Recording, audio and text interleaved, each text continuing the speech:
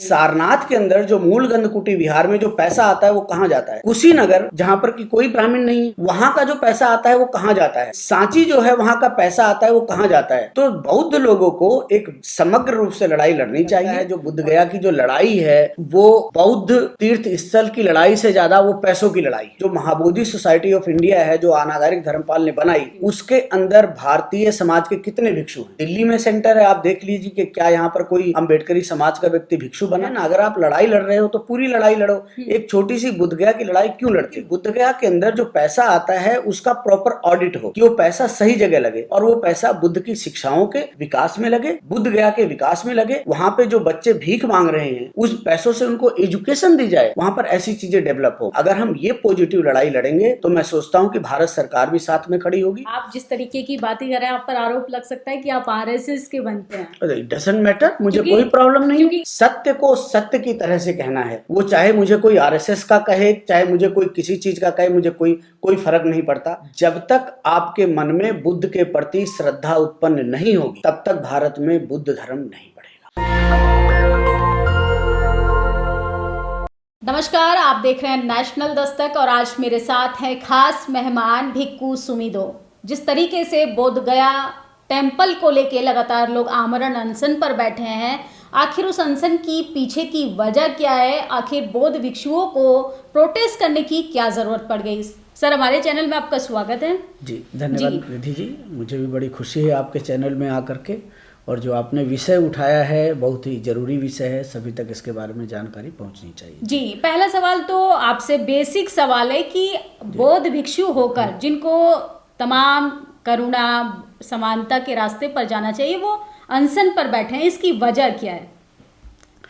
देखिए, जो बुद्ध गया मैनेजमेंट एक्ट है वो 1949 में बना, जिसके अंदर कि जो मेंबर होते हैं वो शायद 9 मेंबर हैं मेरे ख्याल से, 4 हिंदू हैं, 4 बुद्धिस्ट हैं और एक वहाँ का जो डीसी होता है। तो ऑब्वियसली जो डीसी होता है वो हिंदू समाज से आता है, तो ऐसा लगता है कि जो वो है वो हिंदुओं के हाथ में है। तो बौद्धों को लगता है कि जो बुद्ध गया मैनेजमेंट है उसमें सभी बौद्ध लोग होने चाहिए, और सरकार उनकी बातें नहीं मान रही है तो अनशन ही उनको एक अच्छा रास्ता लगा। जी, उन्होंने सरकार से अपील की, सारा कुछ कहा, तो इसीलिए वो अनशन पर बैठे हैं। लेकिन जो आमरण अनशन शब्द है उस पर मैं भी थोड़ा सा रिजर्व हूँ। जी, तो जिस तरीके से लगातार बाबा साहब चाहते थे कि होना चाहिए कि विदेशी, अगर बाकी प्लेसेस की बात करें, बौद्ध में भारत पे बाद में आएंगे, जिस तरीके से सिर्फ बोध गया टेम्पल के लिए इस तरीके का आमरण अनशन हो रहा है या अनशन हो रहा है, या बाकी बुद्धिस्ट प्लेस की बात करें, अगर नालंदा देखें, हम तक्षशिला देखें और आप सारनाथ देखें, इन सब बुद्धिस्ट प्लेसों के लिए इस तरीके का प्रोटेस्ट देखने के लिए नहीं मिलता। जी निधि जी, आपने बहुत सही सवाल उठाया है कि ये जो अनशन हो रहा है वो क्यों है, उसका कारण क्या है, उसके पीछे की मंशा क्या है। जी देखिए, भारत जो है वो एक बौद्धों के लिए तीर्थ स्थल है। दुनिया भर के बौद्ध लोग यहाँ पर आते हैं, और जो बौद्ध लोग आते हैं वो कुछ दान दक्षिणा वहाँ पर चढ़ाते हैं। तो बुद्ध गया को छोड़ करके जो सारनाथ है, जो कुशीनगर है, जो सांची है, जो श्रावस्ती है, जो दूसरी जगह हैं, वहाँ पर भी, एक लुम्बिनी जो नेपाल के अंदर है, वहाँ पर भी अच्छा खासा पैसा आता है, क्योंकि बुद्ध गया के अंदर एक मैनेजमेंट कमेटी है, इसीलिए लोग वहाँ पर सवाल उठा रहे हैं। इसी तरह से सारनाथ में जो टेम्पल है वहाँ के पैसे का तो कुछ नहीं पता, जो कुशीनगर है वहाँ का पैसा कहाँ जाता है, जो सांची है वहाँ का पैसा कहाँ जाता है। तो मैं सोचता हूँ कि भारत के बौद्ध लोगों को सभी बौद्ध जो स्थान है उसके बारे में एक कमेटी बननी चाहिए, खाली बुद्ध गया ही नहीं, बल्कि हम इसको बड़े रूप से, समग्र रूप से बात करें कि जो सारनाथ का पैसा है, जो कुशीनगर का पैसा है, जो सांची का पैसा है, वो कहाँ जाता है, और हम एक बड़ी लड़ाई लड़ें एक छोटी सी लड़ाई लड़ने की बजाय। अगर आप देखेंगे कि जिस तरीके से एक तरफ तो हम लोग बात करते हैं कि हमें मंदिर के पुजारी बनना है, हमें डाइवर्सिटी चाहिए मंदिर में, वहीं दूसरी ओर अगर कमेटी में एक हिंदू आ गया, गैर बुद्धिस्ट आ गया, तो इस पर बवाल क्यों हो रहा है? क्योंकि बुद्धिस्ट फिलॉसफी तो कहती है कि जाति के, रिलीजन के बैरियर को तोड़ना है। ये आपने बड़ी अच्छी बात कही। मैं लोगों से एक सवाल करता हूँ कि बाबा साहेब ने जो अपना शरीर है वो 1956 में त्यागा, और बुद्ध गया एक्ट जो है वो 1949 में बना, तो लगभग 7 वर्ष बाबा साहब रहे। लेकिन बाबा साहब ने बुद्ध गया एक्ट के बारे में क्या कहा? बुद्ध गया एक्ट को हमें समझने के लिए जो बाबा साहब ने स्वयं एक संस्था बनाई थी बुद्धिस्ट सोसाइटी ऑफ इंडिया, उसको समझना पड़ेगा। बुद्धिस्ट सोसाइटी ऑफ इंडिया में जो बाबा साहब ने मेंबर रखे वो हिंदू भी थे। तो जो बाबा साहब बुद्धिस्ट सोसाइटी ऑफ इंडिया बना रहे हैं जिसमें वो मेंबर हिंदू रख रहे हैं, तो कैसे वो बुद्ध गया एक्ट का विरोध कर सकते थे? एक दूसरी बात जो आती है, जो बुद्ध गया है वो खाली हमारी नहीं है। हम कहते हैं कि भाई जो भारत है एक बौद्ध देश था, तो ये जितने हिंदू लोग वहां पर पिंड दान, पिंड मतलब होता है भोजन, जो भोजन दान करने आ रहे हैं वो अपने पूर्वजों की याद में करने आ रहे हैं, तो उनको हमें बुद्ध के बारे में बताना चाहिए, ना कि हमें उनका विरोध करना चाहिए। और उनको हमें बुद्ध से संबंधित कुछ पुस्तकें देनी चाहिए, और अगर हम ये देंगे तो अपने गाँव में जाकर के बुद्ध की विचारधारा को फैलाएंगे और बाबा साहब का जो बुद्धमय भारत का सपना था वो पूरा होगा। तो मुझे लगता है कि भिक्षु लोग कहीं उन ब्राह्मण पुरोहितों का विरोध करने की बजाय संपूर्ण हिंदू समाज का विरोध कर रहे हैं, जो अपने आप में गलत है जी। आज जो बुद्ध गया मैनेजमेंट कमेटी है उसकी जो सेक्रेटरी हैं उनके पिताजी इतने अच्छे क्या कहते हैं चित्र बनाने वाले थे। जो फूजी गुरुजी थे जिन्होंने इतनी सारे स्तूप बनाए हैं वो उनका आर्किटेक्ट है। हम कैसे कह सकते हैं कि वो बुद्धिस्ट नहीं है? दूसरी बात जो उनका क्या नाम था, माझी जिन्होंने पहाड़ को काटा था, दशरथ मांझी, शायद दशरथ मांझी के परिवार का कोई व्यक्ति उसका मेंबर है, तो हम कैसे कह सकते हैं वो हिंदू है? तो हमें बहुत सारी चीज़ों को समझना होगा और बाबा साहब के व्यू से देखना होगा। तीसरी जो सबसे बड़ी ऐतिहासिक बात आती है वो आती है अनागारिक धर्मपाल की, जो महाबोधि सोसाइटी के फाउंडर थे। उन्होंने कहा कि भाई जो बुद्ध गया है बौद्धों के हाथ में आना चाहिए। ये बात 1947 से या उससे पहले की है। तो अगर अनागारिक धर्मपाल जी ये बात कहते हैं तो जो महाबोधि सोसाइटी ऑफ इंडिया जो अनागारिक धर्मपाल की बनाई हुई है वो बताए कि सारनाथ में कितना पैसा आता है। सारनाथ का जो बुद्ध विहार है वहां पर कोई अम्बेडकराइट भिक्षु या भारतीय समाज का भिक्षु क्यों नहीं है, जो मूल गंधकुटी विहार है। उसी तरह से महाबोधि सोसाइटी के पास सांची है, सांची में जो मंदिर बना है वहां पर भी पैसा आता है, वहां पर भारतीय लोगों को कितना हिस्सेदारी मिलता है, इन बातों को भी उठाना चाहिए। जी आपने बात की बाबा साहब की कि 1949 के बाद 7 साल बाद बाबा साहब का परिनिर्वाण हुआ। क्या वाकई में बौद्ध में भारत से हम किसी विरोध भारत की तरफ जा रहे हैं? जो बौद्ध में भारत बाबा साहब चाहते थे, जिसकी कल्पना चाहते थे, उसको लेके कहीं ना कहीं हम अपने धर्म की बात भी करें तो धर्म को लेके भी भटक गया। जी देखिए, बाबा साहब जो है वो एक बुद्धमय भारत चाहते थे, ना कि बौद्ध भारत। जी क्योंकि किसी भी समाज किसी भी देश के अंदर सभी लोग एक ही रिलीजन के हो जाएं यह पॉसिबल नहीं है। ये बिल्कुल वैसा ही सपना हो गया जैसे हिंदू राष्ट्र का सपना कोई देखे या इस्लामिक राष्ट्र का सपना कोई देखे। लेकिन बाबा साहब चाहते थे जो बुद्ध की विचारधारा है, दया है, करुणा है, मैत्री है, मुदिता है, और जो लोग अंधविश्वास में फंसे हुए उससे मुक्त हो। आज बुद्ध गया बाबा साहब के सपनों को पूर्ण करने का एक बहुत अच्छा स्थान है, क्योंकि वहाँ पर हजारों लाखों लोग आते हैं अपने पूर्वजों की याद में पिंडदान करने के लिए। हमें उन लोगों को बुद्ध की शिक्षाओं को बताना चाहिए, उनका ऐतिहासिक महत्व बताना चाहिए, और वो लोग बुद्ध की शिक्षाएं अपने गांव-गांव तक ले जाएंगे। इससे भिक्षुओं का मान बढ़ेगा, सम्मान बढ़ेगा, इज्जत बढ़ेगी, ना कि हम उनका विरोध करें। जी, चूंकि आप खुद बौद्ध भिक्षु हैं, आप चीवर धारण किए हैं, तो कैसे होगा, कैसे रणनीति होगी? क्योंकि आप देखेंगे कि बुद्धिस्ट भंते जो है वो प्रोटेस्ट कर रहे हैं, लेकिन आज से पहले आप कहीं नहीं देखेंगे कि किसी ने कोई आंदोलन किया हो धम्म को लेके, या किसी ने जागरूकता को लेके कोई अपील चलाई हो। नहीं, जो बुद्ध गया मैनेजमेंट कमेटी के जो खिलाफ आंदोलन है वो सुरेश साई जी ने शुरू किया। जी उस समय भी लोग जुड़े थे, तब दिल्ली में लोग आकर के अनशन पे जंतर मंतर में बैठा करते थे, लेकिन वो आंदोलन कहीं बीच में टूटा। इसके लिए सुप्रीम कोर्ट में लोगों ने पिटीशन भी फाइल करी, वो पिटीशन भी वापस ले ली। जो एक भंते जी अभी आंदोलन में लगे हुए हैं उनको कभी उसका सेक्रेटरी बना दिया गया था। तो जब आप आंदोलन कर रहे थे फिर आप उसके बाद सेक्रेटरी बने, तो तब तो आप चुप बैठ गए, फिर आप दोबारा आंदोलन क्यों चला रहे हो? कि भाई जब आपको लाभ मिल जाता है तब आप जो है चुप हो जाते हो, जब आपको लाभ नहीं मिलता तब आप चिल्लाते हो। तो मेरा जो अपना व्यक्तिगत मानना है कि हम सभी बौद्ध स्थानों को समग्र रूप से देखें, और जो वहाँ पर लोग अपना पिंडदान करने या मत्था टेकने आ रहे हैं या वहाँ बुद्ध को मानने आ रहे हैं, हम उन तक बुद्ध की शिक्षाओं को पहुँचाएं। ये हमारे लिए एक बहुत अच्छी अपॉर्चुनिटी है। जी, लेकिन ये कैसे संभव हो पाएगा? क्योंकि हम लगातार जब विरोध ही करते रहेंगे तो सामने वाला हमारी चीज़ों को समझेगा कैसे? देखिए, जो भगवान बुद्ध ने कभी किसी का विरोध नहीं किया, उसको समझाया। अगर अंगुली माल करके एक डाकू था, वो चाहते थे तो राजा को कह करके उसको मरवा सकते थे, उन्होंने कहा नहीं, मैं चाहूंगा, मैं उन्हें समझाऊंगा, सत्य के रास्ते पर लाऊंगा। यही काम बाबा साहब ने किया। बाबा साहब ने किसी का व्यक्तिगत विरोध नहीं किया।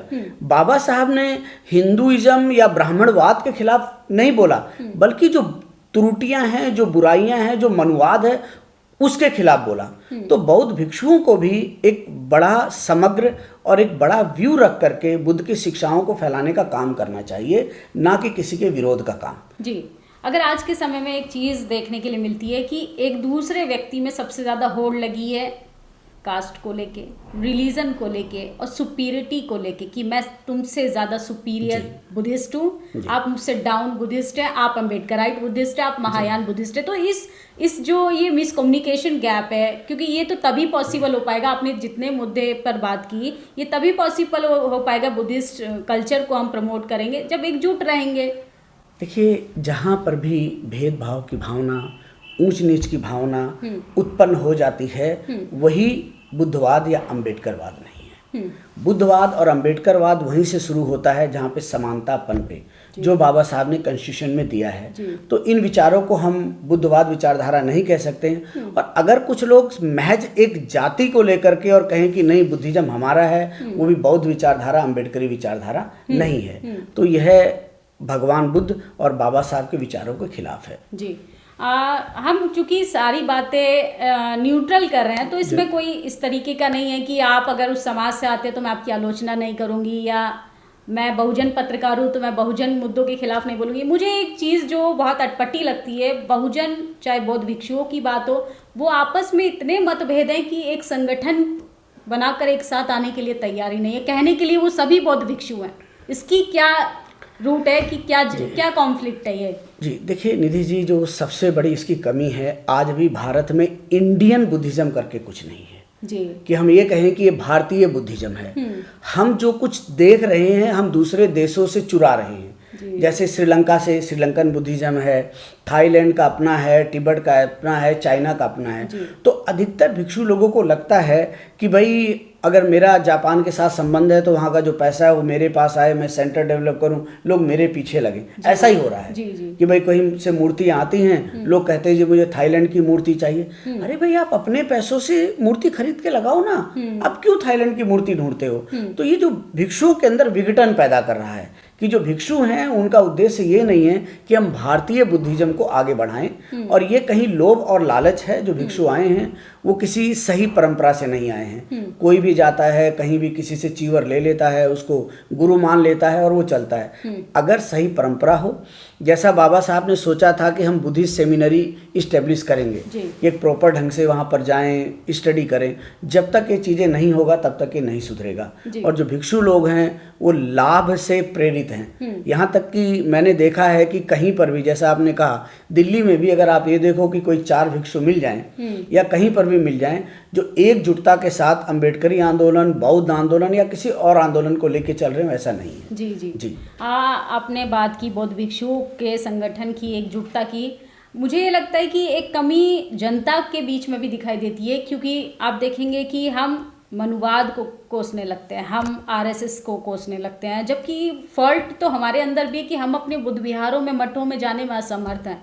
तो इसका बेसिक रीज़न क्या है? ये जागरूकता कैसे पैदा होगी? क्योंकि हम तो कहते हैं सत्ता में जाएंगे, लेकिन जब हम अपने बौद्ध मठों में ही नहीं जा पा रहे हैं, बौद्ध भिक्षुओं से अपनी बात ही नहीं कर पा रहे, धम्म पर बात ही नहीं हो रही है, तो कैसे चीज़ें चेंज होंगी? जी देखिए निधि जी, जो मैं यहाँ पर एक बहुत बड़ी बात करूँगा कि रिलीजन का एक साइकोलॉजिकल एस्पेक्ट भी होता है। जी, साइकोलॉजिकल एस्पेक्ट ये है कि आज लोग कहते हैं कि बुद्ध तो मार्गदाता है, मोक्षदाता नहीं है, कि बुद्ध के अंदर कोई शक्ति नहीं है, बुद्ध के अंदर ऐसा नहीं है, वैसा नहीं है। एक सिर्फ आप एक मूर्ति बना के, कम्युनिस्ट बना करके खड़े कर देते हो। बाकी लोग जो दूसरे मंदिरों में, दूसरी जगहों पर जाते हैं, उनकी आस्था है। तो जो बुद्ध धर्म के अंदर जो साइकोलॉजिकल एस्पेक्ट है, जो आस्था है, वो नहीं है। बुद्ध धर्म के अंदर बुद्ध की शिक्षाओं से ज़्यादा लोग महत्व जो है वो 22 प्रतिज्ञाओं को दे रहे हैं। ऐसा नहीं कि 22 प्रतिज्ञाओं में कुछ गलती है, लेकिन समय अनुकूल है। जब तक बुद्ध में आस्था नहीं बनेगी, लोग बुद्ध की शिक्षाओं को नहीं समझेंगे और भिक्षु लोग उनका मार्गदर्शन नहीं करेंगे, भिक्षु प्रॉपर ढंग से नहीं आएंगे तब तक जो ये बुद्धमय भारत का जो सपना है वो विकसित नहीं हो सकता। और मैं बुद्ध गया पे फिर पुनः आता हूँ कि मुझे लगता है जो बुद्ध गया की जो लड़ाई है वो बौद्ध तीर्थ स्थल की लड़ाई से ज़्यादा वो पैसों की लड़ाई है कि भाई वहाँ पे दान आता है, दक्षिणा आता है, उस पर हमारा कंट्रोल हो। अरे भाई अगर वही कंट्रोल है तो बाकी तीर्थों की भी बात करो। जो महाबोधि सोसाइटी ऑफ इंडिया है जो अनागारिक धर्मपाल ने बनाई, उसके अंदर भारतीय समाज के कितने भिक्षु हैं। दिल्ली में सेंटर है, आप देख लीजिए कि क्या यहाँ पर कोई अम्बेडकरी समाज का व्यक्ति भिक्षु बना या दूसरे हमारे जो, तो ये भी तो वहाँ पर है ना। अगर आप लड़ाई लड़ रहे हो तो पूरी लड़ाई लड़ो। एक छोटी सी बुद्धगया की लड़ाई क्यों लड़ते हो? और बुद्धगया जो मैनेजमेंट कमेटी है उसके अंदर सभी ब्राह्मण तो नहीं है ना, उसके अंदर दूसरे लोग भी हैं, ओबीसी के लोग भी हैं और लोग हैं। तो आप कैसे कह सकते हो कि बौद्ध नहीं है? आप कैसे दशरथ मांझी के परिवार के व्यक्ति को कह सकते हो बौद्ध नहीं है? तो हम लोग कहीं कॉन्ट्रडिक्ट कर रहे हैं इस पूरी लड़ाई को लेकर के। जी, एक सवाल आता है कि ये लड़ाई जो है सिर्फ बोध गया की नहीं है, ये बुद्धिस्ट टेम्पल की नहीं है, ये लड़ाई कास्ट और कल्चर की भी है, ये कास्ट और पावर की भी है, धर्म की और जातीयता की, कास्ट और क्लास की, कास्ट और बिल्कुल आप सही कह। इस जो मेरा अपना मानना है इस लड़ाई के अंदर कास्ट और रिलीजन वो सिर्फ एक मुखौटा है, लेकिन बड़े रूप में ये लड़ाई पैसों की है कि बुद्ध गया के अंदर वहाँ इतना दान आता है, जो दान आता है वो क्या होता है, वो कैसे होता है, तो उसके लिए कमेटी बने, चाहे उसमें हिंदू रहे बुद्धिस्ट रहे ये मैटर नहीं करता, लेकिन बुद्ध गया के अंदर जो पैसा आता है उसका प्रॉपर ऑडिट हो कि वो पैसा सही जगह लगे और वो पैसा बुद्ध की शिक्षाओं के विकास में लगे, बुद्ध गया के विकास में लगे। वहाँ पे जो बच्चे भीख मांग रहे हैं उस पैसों से उनको एजुकेशन दी जाए, वहाँ पर ऐसी चीज़ें डेवलप हो। अगर हम ये पॉजिटिव लड़ाई लड़ेंगे तो मैं सोचता हूँ कि भारत सरकार भी साथ में खड़ी होगी और दूसरे समाज के लोग भी। अगर हिंदू लोग उस कमेटी में रह करके करप्शन कर रहे हैं तो हमें आवाज़ उठानी चाहिए। तीसरी बात है कि अब बौद्ध लोग वहाँ पे रह के करप्शन नहीं करेंगे, और अगर नहीं करेंगे तो सारनाथ में क्या हो रहा है? सारनाथ के अंदर जो मूल गंधकुटी विहार में जो पैसा आता है वो कहाँ जाता है? कुशीनगर जहाँ पर कि कोई ब्राह्मण नहीं है वहाँ का जो पैसा आता है वो कहाँ जाता है? सांची जो है वहाँ का पैसा आता है वो कहाँ जाता है? तो बौद्ध लोगों को एक समग्र रूप से लड़ाई लड़नी चाहिए और ये जो वहाँ पर दान दक्षिणा आ रहा है उसको बुद्ध की शिक्षाओं में, बौद्ध तीर्थ स्थलों के विकास में लगाना चाहिए। जिस तरह से भारत के अंदर आप पाओगे कि जो दूसरे जो बने हुए हैं, क्या कहते हैं, एक जम्मू में शेरावाली का है जो वैष्णो देवी है, सरकार ने जब कमेटी बनाई, पैसों को ऑडिट करना शुरू किया तो डेवलप होना शुरू हो गया।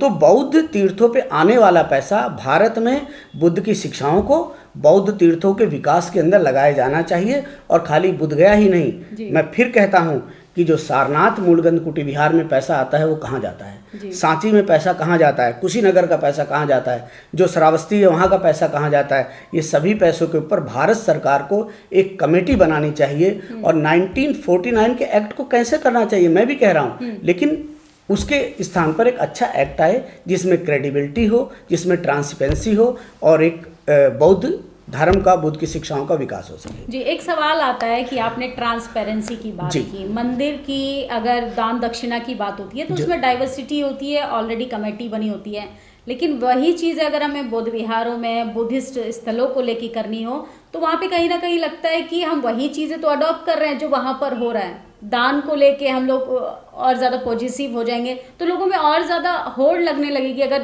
दान का बंटवारा, दान का सिस्टमैटिक तरीके से जांच होने लगेगी तो मुझे लगता है और लोग ज़्यादा क्यूर हो जाएंगे, बेचैन हो जाएंगे चीज़ों को लेके। देखिए, कोई भी व्यक्ति जब किसी धार्मिक स्थान पे जाता है तो वहाँ पर वो कुछ चढ़ाता है, जो भी वहाँ पे पैसा दे रहा है, दान दक्षिणा दे रहा है, वो पैसा अच्छे कार्य में लगना चाहिए। देखिए, पूरे संसार के अंदर भगवान बुद्ध से लेकर के आज तक और बुद्ध धर्म के अंदर जो दान है वो एक पारमिता कहलाती है। भारत में जैसे आपने कहा कि बुद्ध धर्म क्यों नहीं बढ़ रहा है, जो बुद्ध विहार हैं, जो वहाँ पर भिक्षु लोग हैं, वहाँ पर लोग नहीं जा रहे, दान दक्षिणा नहीं आ रहा है, 2-4 कमरे लोग आपस में बना लेते हैं, फिर डिवाइड हो जाते इसलिए। लेकिन दान जो है वो एक किसी भी तीर्थ स्थल की इकोनॉमी का एक हिस्सा है, लेकिन वो जो इकोनॉमी है वो मिसयूज नहीं होनी चाहिए, मेरा कहने का मतलब ये है। जी, चूँकि आप बौद्ध भिक्षु हैं तो आपके पास एक रोड मैप तो होगा कि कैसे चीज़ों में बदलाव आ सकता है, क्योंकि बौद्ध भिक्षु जो है वो मुझे लगता है एक धर्म के आधार पर राजनीति रास्ता भी तय कर सकते हैं, सामाजिक रास्ता भी तय कर सकते हैं, और जो समाज को एक मैसेज देना चाहिए। आप हमेशा एजुकेशन पे बार बार फोकस कर रहे हैं कि हमें शिक्षा पर फोकस करना चाहिए, तो कैसे डेवलप होगा ये चीज़ें? देखिए, जब हम शिक्षा की बात करते हैं तो हमें सिर्फ एक मॉडर्न शिक्षा दिखाई देती है, लेकिन उसके साथ साथ जो है, जो बुद्ध की शिक्षाएं हैं, जैसे आप जातका ले लो, जो दूसरी स्टोरी है, वो भी एक शिक्षाएं हैं जो व्यक्ति के अंदर मोरालिटी पैदा करती हैं। जैसे जो जातका स्टोरी हैं, वो एक मैनेजमेंट को सिखाती कि भाई आपको फलानी परिस्थिति में कैसे खड़ा होना है, या धम्मपद है। तो एक तो वो शिक्षा हो गई। दूसरी शिक्षा क्या है कि हमें ऐसे इंस्टीट्यूट खड़ा करना चाहिए। आप कहीं भी चले जाइए, जो बहुत सारे तीर्थ स्थल है, वहाँ से जो पैसा आता है, उन पैसे से मेडिकल कॉलेज खड़ा हुआ है, उन पैसों से इंजीनियरिंग कॉलेज खड़ा हुआ है। और जो मेडिकल कॉलेज है, वहाँ के जो लोग हैं वो चैरिटेबल काम करते हैं, लोगों के इलाज के लिए काम करते हैं। तो शिक्षा जो है वो एक अभिन्न अंग है बुद्ध धर्म का, और अगर शिक्षा नहीं होगी तो समाज विकास नहीं करेगा। और शिक्षा जो है रोजगार के लिए हो, शिक्षा जो है व्यक्तिगत के डेवलपमेंट के लिए हो, कि आदमी ईमानदार बने, परिवार खुशहाल रहे, एक दूसरे से लड़े नहीं, झगड़े नहीं। तो मैं उस शिक्षा की बात कर रहा हूँ। जी, आप इस राजनीतिक एंगल को कैसे देखते हैं? क्या बहुजन नेताओं की विफलता है कि हम अपने कल्चर हेजीमनी को सिक्योर नहीं रख पा रहे या प्रमोट नहीं कर पा रहे? देखिए, इस चीज़ को जब आप बात करती हैं तो मेरे दिमाग में एक बात आती है कि 1956 में जब बाबा साहब ने हमें बुद्ध धर्म की ओर लेकर के आए, उस समय जो लोग बौद्ध बनते ऑफिशियली, उनको कोई रिजर्वेशन नहीं था, कुछ नहीं था। तो मुझे लगता है कि बाबा साहब ये समझते थे कि जो कल्चर है वो व्यक्ति को ज़्यादा शक्तिशाली बनाता है। और ये जो संस्कृति है, लोग जो कहते हैं कि हमें धर्म परिवर्तन करना चाहिए, मैं कहता हूँ भाई, धर्म परिवर्तन से ज़्यादा सांस्कृतिक परिवर्तन है। वो सांस्कृतिक परिवर्तन क्या है? एक है मनुवाद, एक है बुद्धवाद।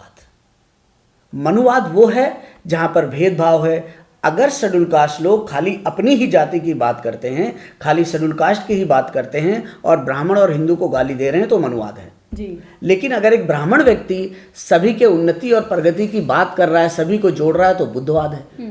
तो ये जिस बात को आप कह रही हैं कि हमें समझना होगा कि मनुवाद और बुद्धवाद क्या है। दूसरी राजनीति की बात जो है, डेमोक्रेसी है। मैं एक भिक्षु हूँ, मेरा भी एक वोट है, मैं वोट डालता हूँ। जब मैं वोट डालता हूँ, मैं किसी पार्टी को सोचता हूँ। तो बुद्ध ने तो स्वयं जाकर के राजाओं को शिक्षा दी है। आज अशोक इतने महान बने, एक बौद्ध भिक्षु की शिक्षा थी, लेकिन उन्होंने किसी से द्वेष नहीं रखा। तो मैं चाहता हूँ कि जो बौद्ध भिक्षु हैं, उनको भी सामने आकर के जो रूलर हैं, जो MP है, जो प्राइम मिनिस्टर हैं, दूसरे लोग हैं, उनका मार्गदर्शन करना चाहिए। इसमें कोई बुरी बात नहीं है। बुद्ध की शिक्षाओं ने राजाओं का मार्गदर्शन किया है। जी, आपने बुद्धवाद और मनुवाद की बात की, तो मनुवाद आज के टाइम में हो गया है कि एक विशेष जाति को टारगेट करना, विशेष जाति को गाली देनी है। हम जातियों से ऊपर नहीं उठ पा रहे हैं। हम जातियों में देखेंगे, हम उपजातियों में बट गए हैं, जाति के आधार पर संगठन बना लिए, यहाँ तक कि महापुरुषों का भी बंटवारा कर दिया है। देखिए, मैंने पहले बोला, जब बाबा साहब ने 1955 में the Buddhist society of India बनाई, जी ठीक है, 56 में उन्होंने कन्वर्जन किया, उसके अंदर उन्होंने दूसरी जाति के लोगों को रखा, ब्राह्मण को रखा। तो जब हम जाति के नाम पर भेद शुरू करते हैं तो हम अम्बेडकरी नहीं है। बाबा साहब एक समग्र, एक सशक्त भारत चाहते थे, जहाँ के लोग खुशहाल हों, जहाँ के लोग अंधविश्वास से, जहाँ के लोग भेदभाव से दूर हों करके, और बाबा साहब को सपोर्ट किया। आप शायद नहीं जानते होंगे, जो बुद्ध जयंती की नेशनल हॉलीडे है, वो श्यामा प्रसाद मुखर्जी, जो जनसंघ के फाउंडर कहलाते हैं, जी। उन्होंने और बाबा साहब ने मिलकर के नेहरू को चिट्ठी लिखी, जी। फिर इसके बाद में बुद्ध जयंती की छुट्टी मनी। जो जनसंघ के जो श्यामा प्रसाद मुखर्जी थे, वो महाबोधि सोसाइटी ऑफ इंडिया के 10 साल तक प्रेसिडेंट रहे। 1937 से लेकर के या 38 से लेकर के 40, मतलब वो शरीर त्यागने तक, शायद 52 में कब त्यागा है मुझे नहीं पता, उनके पिताजी रहे। तो आप बहुत सारी चीजों को सेपरेट नहीं कर सकती हो। दूसरा, नई नई चीजें सामने आ रही हैं। बाबा साहब जो कह के गए उसके बियॉन्ड आ रहे हैं। हमारे नए नए यूट्यूबर्स हैं, दूसरे लोग हैं, रिसर्च कर रहे हैं, वो पा रहे हैं कि बहुत सारे स्थान जो है बौद्ध स्थान है और वहां पे हिंदू लोग जाते हैं। तो आप उनको क्या कहोगे भाई? आप उनको कहोगे कि वो हिंदू है? नहीं, आप उनको बताओगे कि भाई जिस मूर्ति को आपके पूर्वज पूज रहे हैं, मान रहे हैं, वहाँ पर मन्नत मांग रहे हैं, वो बुद्ध की मूर्ति है और उनके मन में बुद्ध के प्रति एक श्रद्धा पैदा होगी। तो जो अम्बेडकरी लोग हैं और विशेषकर जो बौद्ध लोग हैं, उनको हिंदुओं को या किसी को भी उनके विरोध में नहीं बोलना चाहिए, किसी को गाली नहीं देनी चाहिए, ना ब्राह्मण के विरोध में बोलना चाहिए। अगर आप ब्राह्मण जाति के खिलाफ बोलते हो तो आप बौद्ध नहीं हो। बहुत सारे ब्राह्मण हैं, अच्छे बुद्धिस्ट हैं। जगन्नाथ उपाध्याय जी, उनका बाबा साहब से बड़ा अच्छा संबंध था। आप क्या कहते हैं, आचार्य नरेंद्र देव एक बहुत अच्छे बुद्धिस्ट रहे हैं। उनकी किताबें आप उठा करके पढ़िए। बाबा साहब की जो सेकंड वाइफ थी, उन्होंने भी कुछ लेटर्स लिखे हैं अपनी आखिरी बुक में। उन्होंने कहा कि अगर मैं ब्राह्मण समाज से नहीं आती तो ये समाज मुझे एक्सेप्ट भी करता। वो महाबोधि सोसाइटी की मेंबर भी रही हैं जी। तो जाति के प्रति इतनी नफरत से जो लोग जो घृणित होते जा रहे हैं, वो ऐसे तो असफल हो जाएगा, मूवमेंट असफल हो जाएगा, हर चीज में हार ही जाएंगे एक तरीके से। तो बाबा साहेब के आंदोलन की विफलता का कारण है कि जो तथाकथित अम्बेडकरी लोग हैं वो खुद जातिवादी हैं, वो खुद असमानतावादी हैं और वो लोग सिर्फ ब्राह्मण विरोध और हिंदू विरोध के ऊपर अपने कैरियर को चमकाना चाहते हैं। वो बाबा साहब की विचारधारा को आगे नहीं ले जाना चाहते। और जहाँ तक आपने बाबा साहब की पत्नी सविता जी की बात करी, लोगों ने सविता जी का विरोध क्यों किया? क्योंकि वो एक जाति से आती थी, इसीलिए किया। सविता जी से बड़ा बुद्धिस्ट कोई नहीं था। बाबा साहब की जो पुस्तक है बुद्धा एंड हिज धम्मा, उसका एक और प्रीफेस आया है जिसमें वो कहते हैं कि मैं तो एक बुझती हुई लौ था और अगर मुझे इस लौ को बचा के रखने का काम किया तो मेरी पत्नी ने किया। तो जो हमारे अंदर जो एक मानसिक विकृति है कि अगर कोई व्यक्ति ब्राह्मण है, कोई व्यक्ति सवर्ण है, कोई व्यक्ति राजपूत है तो हमें उसका विरोध करना है, यह सरासर गलत है। हमें इस मानसिकता से निकलना चाहिए। और ये भी मानसिकता कि हिंदू लोग हमारे बौद्ध तीर्थ स्थलों पर, खुशी की बात है। जब अभी लोग हरिद्वार जा रहे हैं, जब हरिद्वार नहीं था तब बुद्ध गया था। भारतीय समाज के अंदर हर हिंदू यह मानता है कि जब तक वह गया में जा करके या बुद्ध गया में जा करके पिंडदान अर्थात भोजन दान नहीं देगा तब तक उसके पूर्वजों को मुक्ति नहीं मिलेगी। ये हमारे लिए अच्छी बात है और हमें उनको इस इतिहास को बताना चाहिए। जी, आप जिस तरीके की बातें कर रहे हैं, आप पर आरोप लग सकता है कि आप आरएसएस के बनते हैं। इट डजंट मैटर, मुझे कोई प्रॉब्लम नहीं। क्योंकि समाज जो है वो आप जो चीजें बता रहे हैं वो समाज के बाकी भिक्षु नहीं बनाते। आपने नागरिक धम्मपाल का नाम लिया। मुझे लगता है मोस्टली जो आजकल यूट्यूबर्स जनरेशन जो आई है वो बहुत कम जानती है कि इस तरीके का भी कोई एक व्यक्ति रहा जिन्होंने इस तरीके के कल्चर को आगे बढ़ाया, स्ट्रॉन्ग किया। देखो निधि जी, मैं 94 के अंदर मैंने चीवर लिया जी। और शायद लोग जो बात करते हैं कि बाबा साहब बुद्ध धर्म में आए, उनके साथ कौन थे? एक भिक्षु थे, उनका नाम था भंते वी धर्मवर महाथेरा। वो इंडिया में 1932 में आए, अशोका मिशन उन्होंने बनाया और बाबा साहब हर संडे जाके उनके साथ बैठते थे। जो दीक्षा होती है उसकी जो फर्स्ट एनिवर्सरी है वहाँ पर भंते धर्मवारा जी थे, वो चीफ गेस्ट थे। उनका डेथ जो है क्या कहते हैं 1999 में हुआ। मैंने उनकी सेवा करी है। तो many monks they are not studying, पढ़े लिखे नहीं है। सत्य को सत्य की तरह से कहना है। वो चाहे मुझे कोई आरएसएस का कहे, चाहे मुझे कोई किसी चीज़ का कहे, मुझे कोई फर्क नहीं पड़ता। मैं तो बुद्ध की विचारधारा का व्यक्ति हूँ, बाबा साहब की विचारधारा का व्यक्ति हूँ। मैं बुद्ध की बातों को, बाबा साहब की बातों को आगे ले जाऊँगा। जो लोग मुझे आरएसएस का कहते हैं वो कहें। ये तो बिल्कुल वैसे ही हो गया जैसे कोई व्यक्ति ये कहे, अच्छी बात कहे तो उसको पाकिस्तानी कहने लगते हैं। तो उसी तरह की विचारधारा है हमारे लोगों में। तो उससे मुझे कोई फर्क नहीं पड़ता है। मैं अपना काम करता हूँ और मेरी एक अपनी क्रेडिबिलिटी है, मेरी एक अपनी जगह है। That is why. जी, आज जिस तरीके से बोध गया का ये जो आंदोलन चल रहा है, तो तमाम सवाल हमने बात किए। क्या बहुजन समाज की वाकई में विफलता है कि इस तरीके की चीज़ें हो रही हैं? हम जिस तरीके से अपने कल्चर को, अपने बुद्धिस्ट प्लेसों को भी हम लोग सिक्योर नहीं रख पा रहे हैं अगर देखा जाए तो। देखिए, जहाँ तक बुद्धिस्ट प्लेसेस की सिक्योरिटी और इनसिक्योरिटी की बात है, वो एक सबसे बड़ी चीज़ है। जब तक आपके मन में बुद्ध के प्रति श्रद्धा उत्पन्न नहीं होगी तब तक भारत में बुद्ध धर्म नहीं बढ़ेगा। हमने बुद्ध को सिर्फ एक पुतला बना दिया, शक्तिहीन कर दिया कि वो तो मार्गदाता है, मोक्षदाता नहीं है।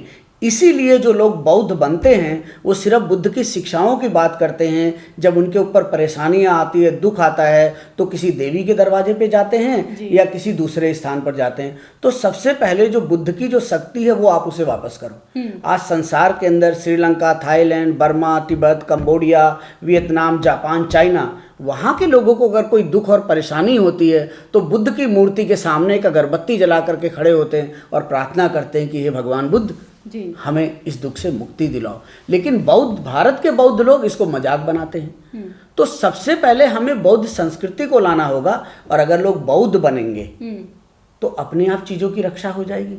जब लोग बौद्ध होंगे ही नहीं तो रक्षा कौन करेगा? बुद्धिस्ट रूल्स को कौन सेव करेगा? अगर बुद्ध गया के लोग या बिहार के लोग बौद्ध हो जाते हैं तो सरकार अपने आप एक्ट को बदलेगी, प्रेशर पड़ेगा। तो आप बौद्ध लोगों को बुद्ध की शिक्षाएं नहीं दे रहे हो, लेकिन लोगों का विरोध कर रहे हो, वह गलत है। तो क्या कहेंगे आप? तमाम लोग आपको देख रहे हैं और आप एक बौद्ध भिक्षु हैं। तमाम मुद्दों पर हमने बात की, आगे भी हम बातचीत करेंगे, गहराई से बात करेंगे। लेकिन क्या कहेंगे दर्शकों को, क्योंकि हर किसी में एक होड़ लगी है, बुद्धिस्ट से ज़्यादा लगी है कि मैं एक विशेष जाति से आता हूँ, आप एक विशेष जाति से आते हैं। यहाँ पे बुद्धिस्ट साइड में कर दिया है, यहाँ पे ना जाति की होड़ लगी है। तो बुद्धिस्ट कल्चर को तो आप तभी सिक्योर रख पाएंगे जब जाति बैरियर तोड़ेंगे। यहाँ तो जाति से कोई ऊपर उठना ही नहीं चाहता। अगर आप हम दोनों एक कम्युनिटी के हैं तो हम लोगों के अंदर एक सॉफ्ट कॉर्नर आ जाएगा, ये ऑटोमेटिकली आ जाएगा। ये हम लोग उस चीज़, एक कंफर्ट जोन से निकलना ही नहीं चाहते हैं। देखिए निधि जी, हमें समझना होगा कि इंडियन बुद्धिज्म क्या है। आज अगर कोई थाईलैंड का, जापान का, श्रीलंका का व्यक्ति आकर के कोई बुद्ध विहार चलाता है, पैसा कमाता है और वो पैसा कमा करके अपने देश में भेजता है, हमें वो अच्छा लगता है। लेकिन अगर कोई भारतीय समाज का, ब्राह्मण जाति से या किसी हिंदू धर्म की किसी दूसरी जाति से आया हुआ व्यक्ति अगर कोई कार्य करता है तो हम उसके ऊपर टीका टिप्पणी करते हैं। तो हमें एक इंडियन बुद्धिज्म डेवलप करना होगा कि इंडिया का कोई भी व्यक्ति किसी भी रूप में बुद्ध को मान सकता है, बुद्ध की शिक्षाओं पे चल सकता है। हमें उसको शक की दृष्टि से नहीं देखना चाहिए। दूसरी, हमें ये नहीं देखना चाहिए कि खाली शेड्यूल कास्ट बुद्धिस्ट हो सकता है या ओबीसी बुद्धिस्ट हो सकता है, ये ब्राह्मण कैसे बुद्धिस्ट हो गया। अरे भाई, जब तक आप इस जातिगत संकीर्णता से बाहर नहीं निकलोगे तब तक एक इंडियन बुद्धिज्म नहीं खड़ा होगा। तीसरी सबसे बड़ी बात कहता हूँ, जो भारतीय भिक्षु लोग हैं उनको इकोनॉमी के लिए इंडिया की तरफ देखना होगा। अगर वो ये सोचते हैं कि विदेशी पैसों से हम बुद्धिज्म को खड़ा कर देंगे तो ये जो बड़े बड़े मॉन्यूमेंट बने हैं, अजंता, एलोरा, तक्षशिला, नालंदा या और भी कोई है, वो भारतीय पैसों से बने। और वो तभी हो सकता है जब भारत के लोगों की बुद्ध में श्रद्धा आएगी, बुद्ध के अंदर विश्वास आएगा। तो ये हमें करना होगा, जातीयता से ऊपर उठना होगा। मैं बौद्ध भिक्षु हूँ, मुझे बौद्ध भिक्षु की तरह से कार्य करना होगा, मुझे किसी का विरोध नहीं करना होगा। जो आता है उसे बुद्ध की शिक्षाएं देनी होगी। एक सवाल और आता है अक्सर लोगों का, जब हम सत्ता में आएंगे तब हम अपने कल्चर को सिक्योर रखेंगे, जब हम सत्ता में जाएंगे तब हम बौद्धमय भारत बनाएंगे। लेकिन जो सत्ता है, वर्तमान सरकार, आप उससे भी तो काम करा सकते हैं, क्योंकि आपको सरकार तो सबने चुनी है, पूरे देश की सरकार है। तो ये चीज़ें, जो डिस्क्रिमिनेशन वाली भावना जो आती है कि विशेष जाति का व्यक्ति जब प्राइम मिनिस्टर बनेगा या विशेष जाति की महिला कोई प्रधानमंत्री बनेगी, तो ये चीज़ें जो कैसे खत्म होंगी? देखिए निधि जी, हम लोग बाबा साहब के संविधान में जी रहे हैं और बाबा साहब के संविधान में कोई भी व्यक्ति देश का प्रधानमंत्री बनता है, मुख्यमंत्री बनता है, जो भी बनता है, क्योंकि वो संविधान से बना हुआ है, इसलिए हमें उसको मानना चाहिए। वो गैर संवैधानिक नहीं है। और जिन लोगों के राजनीतिक लाभ हैं या किसी पार्टिकुलर पार्टी से जुड़े हुए हैं, मैं उनके बारे में कुछ नहीं कहना चाहूँगा। मैं एक भारतीय हूँ, बाबा साहब को मानता हूँ, उनके संविधान को मानता हूँ। जो व्यक्ति संवैधानिक रूप से इस देश में आता है, मुझे उससे अपने काम करवाने हैं, लोगों को भले का काम करवाना है। सो मैं तो इसके अगेंस्ट नहीं हूँ, बाकी दूसरे लोग हूँ तो मैं उसके बारे में कुछ नहीं कह सकता। जी, एक आखिरी सवाल है, फिर बातचीत खत्म करेंगे कि हम अपने आप को बुद्धिस्ट एक्सेप्ट करने के बजाय दूसरे को विधर्मी कहने पर ज़्यादा फोकस करते हैं।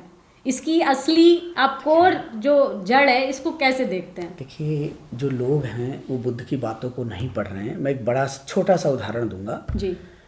एक विशाखा करके एक महिला थी जी, जो उस समय बुद्ध को मानने वाले परिवार में पैदा हुई, लेकिन उसका विवाह जो है महावीर जैन के परिवार में हुआ।